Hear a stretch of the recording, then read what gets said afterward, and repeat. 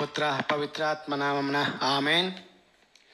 గౌరవనీయులైన సహోదరి సహోదరులారా, మన రక్షకుడు దేవుడు, మన నమ్మిక యేసుక్రీస్తు రక్షణ సువార్త వాక్యములను విని ధ్యానించుకున్నటకు మీకు అందరికీ సాదరంగా స్వాగతం పలుకుతున్నాను.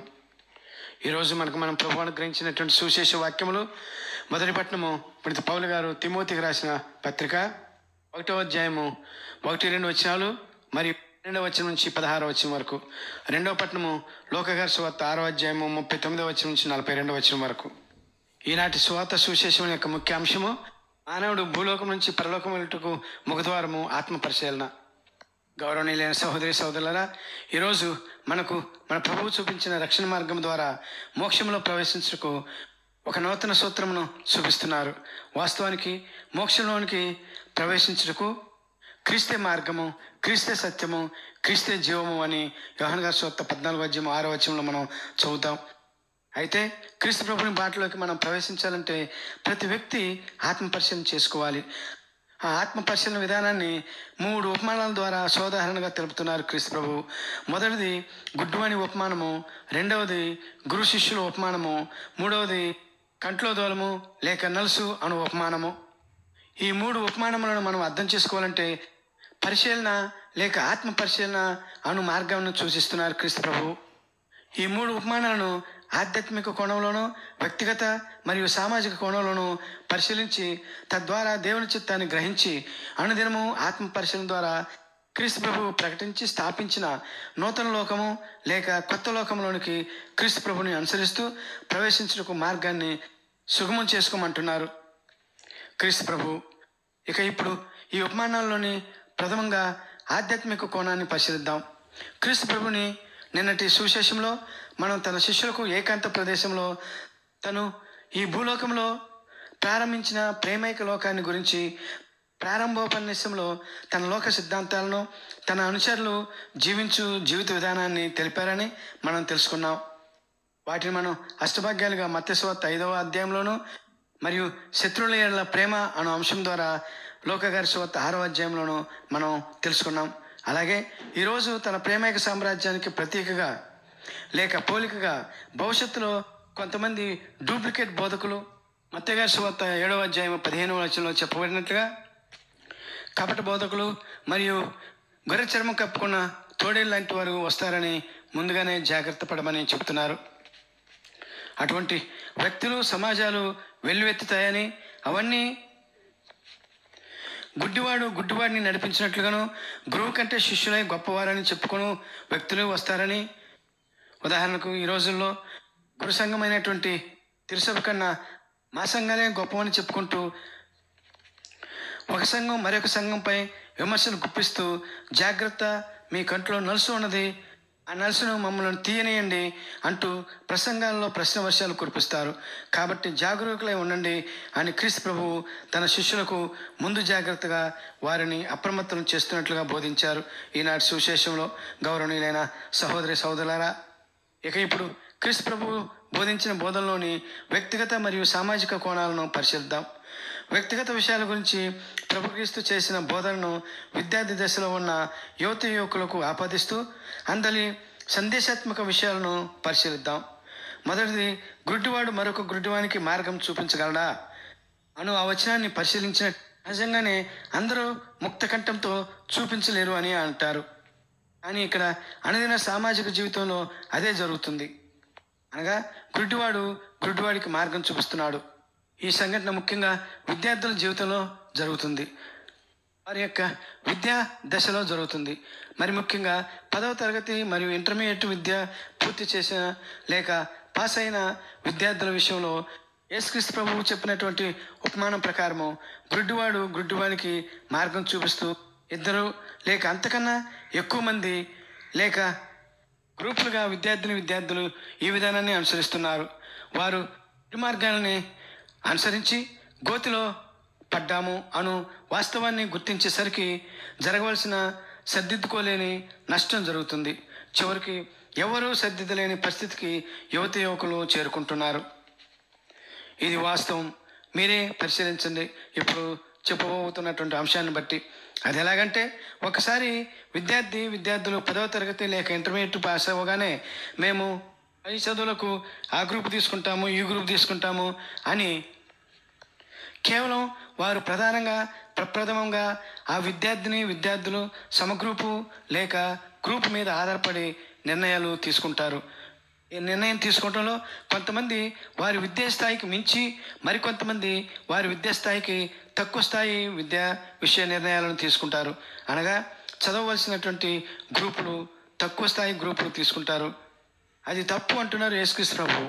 ఎందువల్లంటే ఈ వయసు విద్యార్థుల నిర్ణయాలు కేవలం సైకాలజీ ప్రకారం ఇయర్ గ్రూప్ ఆధారంగాను, సమావేశకుల నిర్ణయాల ఆధారంగా వారు చదవబోయే గ్రూపులను సెలెక్ట్ చేసుకుంటారు. అందువలన ఈ యొక్క నిర్ణయాలు దూరదృష్టి లోపాలతో ఉంటాయి. కాబట్టి ఏ విద్యార్థి అయినా తన కోర్సు పూర్తయిన పిమ్మట తన భవిష్యత్తు నిర్ణయం తన సొంత ఆలోచనపై కాకుండా ముందుగా తను చదవాలనుకున్న పై విద్య గురించి తను ఒక ఆలోచన కలిగి ఉన్న విషయమై తనకు తానుగా పూర్తిగా నిర్ణయం తీసుకోకూడదు. ఆ నిర్ణయం తీసుకునక ముందు ముగ్గురు అత్యంత ప్రధానమైన వ్యక్తులను సంప్రదించాలి, లేక వారి యొక్క నిర్ణయాలపై ఆధారపడి విద్యార్థులు నిర్ణయాలు తీసుకోవాలి. ఆ ముగ్గురిలో ప్రథమంగా లేక మొదటి వారు క్రీస్తు ప్రభువు, రెండవ వ్యక్తి లేక వ్యక్తులు తల్లిదండ్రులు, మూడవ వ్యక్తి లేక వ్యక్తులు ఉపాధ్యాయులు. ఒక విద్యార్థి యొక్క భవిష్యత్తు బంగారు పాటలో ఉండాలంటే తప్పనిసరిగా ఈ ముగ్గురు యొక్క సంప్రదింపులు ఉండవలసిందే. లేనట్లయితే ఆ విద్యార్థి యొక్క భవిష్యత్తు లోపభూయిష్టంగా ఉంటుంది. ఇప్పుడు మనం ఈ ముగ్గురు వ్యక్తులనే ఎందుకు సంప్రదించాలో మనం తెలుసుకోవడానికి ప్రయత్నం చేద్దాం. ప్రప్రథమంగా క్రీస్తు ప్రభువును సంప్రదించాలి ప్రార్థన రూపంలో. ఎందువల్లంటే యువకులు క్రీస్తు ప్రభువుతో సన్నిహితంగా ఉంటే వారికి ప్రభువు తన సత్య ఆధ్యాత్మిక మార్గంలో తను తోడుగా ఉంటూ నడిపిస్తూ ఆ యువకులను పాపరహితమైనటువంటి జీవితం వైపు నడిపిస్తారు. అప్పుడు వారికి అపజయం అనేది ఉండదు. వారిని క్రీస్తు ప్రభు ఆదర్శమైనటువంటి విద్యార్థులుగా తీర్చిదిద్దుతారు తప్పనిసరిగా. ఇక రెండవ వారు విద్యార్థులు పై చదువులకు వెళ్ళబోయే ముందు సంప్రదించవలసినటువంటి రెండవ వ్యక్తులు వారెవరనగా తల్లిదండ్రులు. విద్యార్థులు లేక బిడ్డలను తల్లిదండ్రులే దేవుని తర్వాత అత్యంత ప్రేమగా చూసుకునేవారు. విషయం జగమెరిగిన సత్యం, అందరికీ తెలుసు. ఎందుకంటే తల్లిదండ్రులే వారిని పోషించవలసి ఉంటుంది కాబట్టి, చదివించవలసి ఉంటుంది కాబట్టి. అందువలన విద్యార్థులు తాము చదవాలనుకున్న గ్రూప్ కోర్సుల గురించి, గ్రూపులను చదవలసిన సంవత్సరాల గురించి, గ్రూపులు చదివిన తర్వాత ఆ గ్రూపులు చదువు వలన వచ్చే ఉద్యోగం గురించి, అది ప్రైవేటా ప్రభుత్వ ఉద్యోగమా, అంతేకాకుండా ఆ గ్రూపులు ఏ కాలేజీలో బాగా చెబుతారు, వారి చదువుకు మొత్తం ఆర్థికపరమైనటువంటి ఖర్చు ఎంత అవుతుంది అనే విషయాలను తల్లిదండ్రులకు చెప్పి వారి నిర్ణయమునకు సమయం ఇవ్వాలి. అప్పుడు తల్లిదండ్రులు తమ మొత్తం సంతానం గురించి ఆలోచించి, అనగా 2 బిడ్డలు ఉంటే 2, 3 బిడ్డలు ఉంటే 3, లేక ఒక్కరు ఉంటే ఒక్కరు, ఏది ఏమైనా తక్కువ ఉన్నా ఎక్కువ ఉన్నా అందరి గురించి, అందరి చదువు గురించి, చదువు ఖర్చు గురించి, కుటుంబ ఖర్చు గురించి, అందుకు వారి ఆర్థిక స్తోమత గురించి, తీసుకోవాల్సిన అప్పుల గురించి, అప్పులను తీర్చుకోవాల్సిన విధానాల గురించి ఇంట్లో పెద్దలను సంప్రదించి బిడ్డల యొక్క చదువుల గురించి తల్లిదండ్రులు ఆలోచించాలి. అందువలన విద్యార్థులు తప్పనిసరిగా తమ చదువు విషయంలో దేవుడైన క్రీస్తు ప్రభుని తరువాత తల్లిదండ్రుల నిర్ణయానికి ఎక్కువ ప్రాధాన్యత ఇవ్వాలి. ఇక మూడో వ్యక్తులు ఉపాధ్యాయులు. వారిని విద్యార్థులు ఎందుకు సంప్రదించాలంటే విద్యార్థులు వారు చేరబోయే లేక తీసుకునబోయే గ్రూపులో సదరు విద్యార్థిని విజయవంతంగా పూర్తి చేయగలడా అని ఆ విద్యార్థి గురించి సరైన విషయం లేక సలహా ఇవ్వగలిగిన వారు ఒక గురువులు మాత్రమే. ఎందువల్లంటే విద్యార్థుల యొక్క ఐక్యూ లేక ఇంటెన్సివ్ కోషంట్ లేక విద్యార్థి యొక్క స్థాయి ఒక్క ఉపాధ్యాయులు మాత్రమే చెప్పగలరు. అందువల్ల ప్రతి విద్యార్థి తన విద్యను అభ్యసించే విషయంలో విజయం సాధించాలంటే విద్యార్థి జీవితంలో ఈ ముగ్గురితో పాటు తప్పనిసరిగా ఉండవలసిందే. అప్పుడు మాత్రమే ఏ విద్యార్థిని అయినా విద్యలో విజయం సాధిస్తారు, అనుకున్న జీవన భృతిలో స్థిరపడతారు. గౌరవనీయులైన సహోదరులారా, కానీ ఇప్పటివరకు మనం అనుకున్నది నిజ జీవితంలో జరుగుతుందా లేదా మనం వాస్తవ రూపంలో పరిశీలించినట్లయితే 100% జరగటం లేదు అని చెప్పలేం, కానీ దాదాపుగా 75% జరగటం లేదని చెప్పవచ్చు. అందుకు ప్రధాన కారణం ఏమిటంటే యేసుక్రీస్తు ప్రభువు చెప్పినట్లుగా గుడ్డివాడు మరో గుడ్డివాడిని అనుసరించడం వల్లనే. అది ఎలాగంటే 10వ తరగతి పాస్ అవ్వగానే 5 స్నేహితుల గ్రూపులో 3 ఫలానా గ్రూపు అని నిర్ణయించుకుంటారు. వారు 10వ తరగతిలో సంపాదించిన మార్కుల గురించి పట్టించుకోరు. ఎక్కువ వచ్చిన విద్యార్థి పట్టించుకోడు, తక్కువ వచ్చిన విద్యార్థి అసలే పట్టించుకోడు. తన ఐక్యూను అసలే పట్టించుకోడు. తను చదవగలడా లేదా అని ఆలోచించడు. అది తన 10వ తరగతి స్నేహితులు ఫలానా గ్రూప్ తీసుకున్నాడు, ఫలాని కాలేజీలో చేరుతున్నాడు, అంతే, ఇక ఇంట్లో తన నిర్ణయమే ఫైనల్ అన్నట్లుగా ప్రకటిస్తాడు. విద్యార్థి అయితే అమ్మను, విద్యార్థిని అయితే నాన్నను, వీరిద్దరూ కాదంటే అమ్మమ్మ లేక నాయనమ్మ లేక తాతల ద్వారా తల్లిదండ్రుల మీద బలవంతపు నిర్ణయాలు తీసుకునేటట్లుగా ఒత్తిడి చేస్తారు. ఇంకా మరో విషయం ఏమిటంటే వీరికి తగ్గట్టుగానే ప్రైవేట్ కాలేజీలు వాళ్ళు విద్యార్థులను ఆకర్షించడానికి చేసే పొగడ్తలు, ఆకర్షవంతమైనటువంటి ఫ్లెక్సీలు మొదలగు విషయాలు తల్లిదండ్రులను సరైన నిర్ణయం తీసుకునే లోపే పిల్లలను తమ కాలేజీలో చేర్పించుకుంటారు.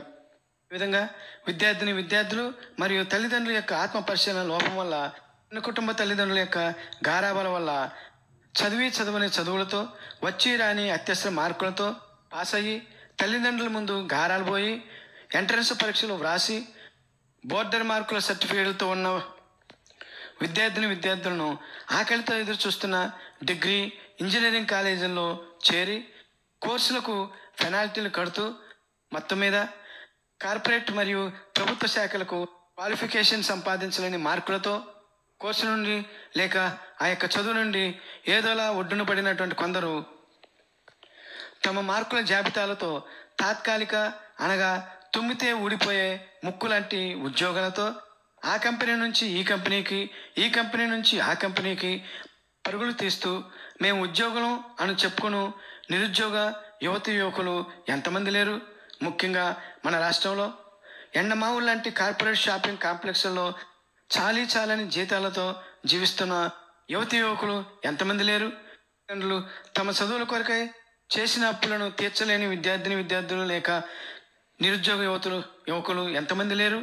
అంతేకాకుండా స్థిరమైన జీవిత భత్యం లేక స్థిరమైనటువంటి ఉద్యోగం లేక ఎంతమంది వివాహ వయసు మించిన వారు యువకులు లేరు మన యొక్క సమాజంలో? మన కళ్ళ ముందు ఆలోచించండి గౌరవనీయులైన సహోదరి సోదరులారా. దీని అంతటికీ కారణం ఇదిగో ఈ రోజున మన నాథుడైన క్రీస్తు ప్రభువు వెళ్ళవద్దన్న బాటలో వెళ్ళటం వలననే, చిన్న వయసులోనే లేక చదువుతున్న సమయంలోనే గురువుకు మించిన శిష్యులా వ్యవహరించడమే, అనగా గురువు తరగతి గదిలో చెప్పినటువంటి బోధనలను పెడచెవిన పెట్టడమే. ఒకరి కంట్లో ఒకరు దూలం మరిచిపోయి ఇంకొకరి కంట్లో దూలం ఉందని చెప్పుకుంటూ పోవటమే. అంటే విద్యార్థి తన స్థితిని, వ్యక్తిగత పరిస్థితిని గుర్తించకుండా ఎదుటివారికి తప్పుడు సలహాలు ఇవ్వటం వలన, అనగా విద్యార్థి దశలో ఎవరికి వారు ఆత్మ పరిశీలన చేసుకోకపోవటం వలన, విద్యార్థి దశలో దేవుని యొక్క భయం వారికి లేకపోవటం వలన, అంతేకాకుండా ఉపాధ్యాయులపై విద్యార్థులు సినిమాల ప్రభావాలతో ఉపాధ్యాయులపైన కామెంట్లు చేయటం, లేకపోతే విమర్శించటం, లేకుంటే చెప్పిన మాట వినకపోవటం, సలహాలను పాటించకపోవటం. ఇప్పుడు చెప్పిన ఈ విషయాలు తప్పో ఒప్పో ఒకసారి ఆలోచించండి. ఉదాహరణకి గమనించండి, నిజ జీవితంలో గొప్పవారైనటువంటి ఎటువంటి వ్యక్తి అయినా సరే లేక గౌరవంపదగిన ఉద్యోగాల్లో స్థిరపడిన వారు ఎవరైనా మేము మా చదువుల సమయంలో మా ఉపాధ్యాయులను లేక గురువులను హేళన చేశాము అని ఎవరైనా అంటాం ఇప్పటివరకు విని ఉండం. కారణం ఏమంటే వారు వారి యొక్క గురువుల యొక్క సలహాలను పాటించారు, గొప్పవారు అయ్యారు. ఇది వాస్తవం కాదో మీరే పరిశీలించండి విద్యార్థులారా మరియు తల్లిదండ్రులారా. మరొక అత్యంత ప్రధాన విషయం ఏంటంటే క్రీస్తు ప్రభు చూపిస్తున్న కొత్త లోకం వైపు, అనగా తన సత్య మార్గం వైపు ఈ విద్యార్థులు చూడకపోవటం వలన. అందువల్ల ఈ విషయంలో పునీత పౌలు గారు తన పశ్చాత్తాప జీవితాన్ని మన అందరికీ ఒక ఉదాహరణగా ఇస్తున్నారు. ఈ సందర్భంలో అదేమిటంటే తన పాపపు జీవితాన్ని మార్చుకొని తన సేవలో ఉపయోగించుకుంటున్న క్రీస్తుకు కృతజ్ఞతలు తెలుపుతున్నారు. తిమోతికి రాసిన పత్రిక 1వ అధ్యాయము 12వ వచనంలో. అలాగే ప్రతి మనిషి క్రీస్తు ప్రభు బోధించినట్లుగా నిరంతరం ఆత్మ పరిశీలన ఆధ్యాత్మికంగాను ఇహలోక పరంగాను చేసుకుంటూ ఇక నుంచైనా గుడ్డివారెవరో కనిపెట్టుకుంటూ గురువును మించిన వారను గర్వము లేకుండా ఎదుటివారి తప్పులెత్తకుండా క్రీస్తు దేవుని మార్గంలో నడుస్తూ తల్లిదండ్రులను విధేయిస్తూ గురువుల సలహాలను పాటిస్తూ ఆధ్యాత్మికంగాను ఇహలోక పరంగాను దేవుని మహిమలో తండ్రి దేవుని దయతో క్రీస్తు ప్రభువు చూపిన నూతన సత్య మార్గం వైపు మోక్ష మార్గం వైపు జీవితాన్ని పయనింపజేసుకోమంటున్నారు క్రీస్తు ప్రభు. గౌరవ సహోదరి సహోదరులారా, మరి అలాగే జీవితంలో పయనిద్దామా? అందుకు సహాయం చేయమని ప్రభువుని ప్రార్థన చేసుకుందాం. క్రీస్తు ప్రభువా, సత్యస్వరూపి తండ్రి దేవుని సన్నిధికి ఎగుటకు మీరు చూపించిన మార్గము అయ్యున్న మిమ్ములను గురుద్వారమైన మేము మా గురువైన మీకు శిష్యులుగా ఉండజాలని వారము. మా తప్పులను మేము ముందు గుర్తెరగక ఎదుటివారి తప్పులను బహిరంగపరుచు పాపలమైన మమ్ము, మీ బిడ్డలమైన మమ్ము కనికరించి మమ్ము క్షమించి ఈనాటి నుంచైనా మీరు చూపించిన కొత్త లోకము మరియు మోక్షరాజ్యమునకు మార్గము లేక ద్వారము అయినటువంటి ఆత్మ పరిశీలన చేసుకుంటూ మీ దయా కృప కనికరాల చేత మీ బిడ్డలుగా జీవించే భాగ్యాన్ని మాకు అనుగ్రహిస్తూ మమ్మల్ని మీ విశ్వాసంలో స్థిరపరచమని మేము బ్రతిమాలి ప్రాధేయపడి వేడుకుంటున్నాం తండ్రి. ఆమెన్. పిత పుత్ర పవిత్రాత్మ నామమున ఆమెన్.